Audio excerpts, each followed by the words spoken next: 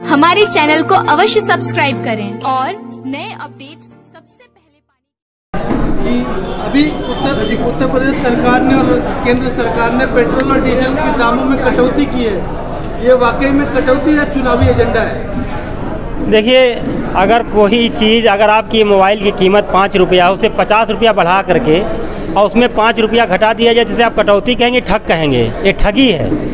अगर आपका petrol diesel 40 से 50 रुपया लीटर था, वो 100 रुपया पार कर गया और उसमें आपने 10 रुपया घटा दिया, तो हमसे आप अभी भी 30 रुपया ज़्यादा ले रहे हैं, तो ये ठगी किया है इन्होंने, कटौती नहीं किया है। सर, अभी आपने भाषण के दौरान आर्थिक आधार पे जो आरक्षण है उस बात पे आपने प्रश्न उठाया था। आपके पार्टी में अभी सुहेल देव भारतीय समाज पार्टी के मुखिया शामिल हुए हैं, वो तो पूरी राजनीति ही आर्थिक आधार के आरक्षण पे कर रहे हैं, तो ऐसे में आपका जो कहना है कि आर्थिक आधार पे आरक्षण उचित है या अनुचित? आपने सही से सुना नहीं। मैंने कहा कि सामाजिक और शैक्षिक रूप से पिछड़े हुए लोगों को आरक्षण, जो संविधान की भाषा में है, और जो हमारे बीच में जो लोग आरक्षण के माध्यम से संपन्न हुए, बड़े बड़े पदों पे हुए, कुछ भारतीय जनता पार्टी और संघ के लोग कहते हैं कि आरक्षण की समीक्षा होनी चाहिए। मैंने उस बात पे कहा कि अगर सामाजिक स्तर पे अगर भेदभाव है, छुआछूत है, ऊंच नीच है, तो आप चाहे आईएएस बन जाइए, चाहे राष्ट्रपति बन जाइए। आपने देखा कि राष्ट्रपति को कैसे जलील किया गया। आपने देखा कि एक विधायिका को, भारतीय जनता पार्टी की विधायिका हमीरपुर को पूजा करने नहीं दिया गया, मंदिर में घुसने नहीं दिया गया। तो ये आर्थिक आधार पर शोषण नहीं हो रहा है, ये जातीय आधार पर शोषण हो रहा है। और जब तक जातीय आधार पर शोषण रहेगा, तब तक जाति के आधार पर आरक्षण मिलता रहेगा और मिलेगा। इसकी लड़ाई लड़ी जाएगी। सर, एक अंतिम प्रश्न, सपा सरकार इस समय चुनाव में किस मुख्य मुद्दे पे चुनाव लड़ रही है? देखिए, आप भारतीय जनता पार्टी की जो नाकामी है और किसानों की समस्या, नौजवानों की समस्या हो, हर जाति हर वर्ग जो नौजवान है हमारा, उसके नौकरियों पे हमला हुआ है, सारे सरकारी संस्थान बेचे गए हैं। और पिछले 4.5 साल में भारतीय जनता पार्टी ने विकास का एक भी काम नहीं किया है। उन्होंने महंगाई बढ़ाने के अलावा और हमारे कामों को उद्घाटन करने के अलावा कुछ नहीं किया है। 1 रुपया की पर्ची कटती थी सरकारी अस्पताल में, 100 रुपया कर दिया। 5 रुपया का प्लेटफॉर्म टिकट मिलता था, 50 रुपया कर दिया। किया कि नहीं किया?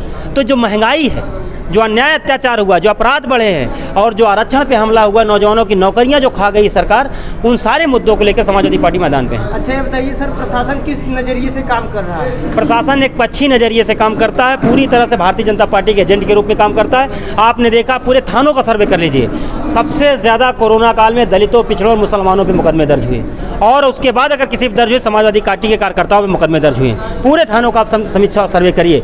और हत्याएं सबसे ज़्यादा गरीब तबके के लोगों की, घर भी गिराए गए गरीब तबके के लोगों को।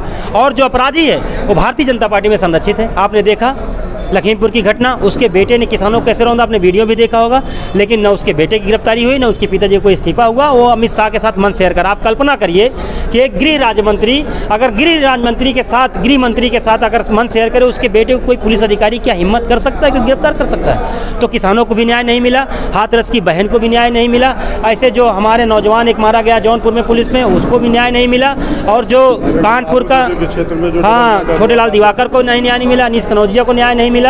ऐसे जो कानपुर का व्यापारी नौजवान मारा गया पुलिस, उसको भी न्याय नहीं मिला। सरकार में पुलिस तानाशाह कर रही है और निर्दोष लोगों की हत्याएं कर रही है। इस बार सर समाजवादी पार्टी कितनी सीट ला रही 2022 के चुनाव? राष्ट्रीय अध्यक्ष माननीय अखिलेश यादव जी ने कहा कि हम 400 के पार लाएंगे और समाजवादी पार्टी का हर एक कार्यकर्ता उसी हिसाब से काम कर रहा है। और आने वाले समय में भारतीय जनता पार्टी को, हम धोबी समाज की आज मीटिंग है, धोबिया पछाड़ से उनको पटके नहीं देंगे और हराएंगे और समाजवादी पार्टी की सरकार बनाएंगे। मुख्यमंत्री का कहना है, माननीय मुख्यमंत्री जी का कहना है कि समाज में जितने भी गुंडे हैं वो घुस गए, छुप गए, कहीं न कहीं छिप गए हैं। इसके बारे में आपका क्या कहना है? आप एनसीआरबी का डाटा उठाइए और माननीय मुख्यमंत्री जी ये बताएं कि उन्होंने अपने ऊपर से कितने मुकदमे वापस लिए।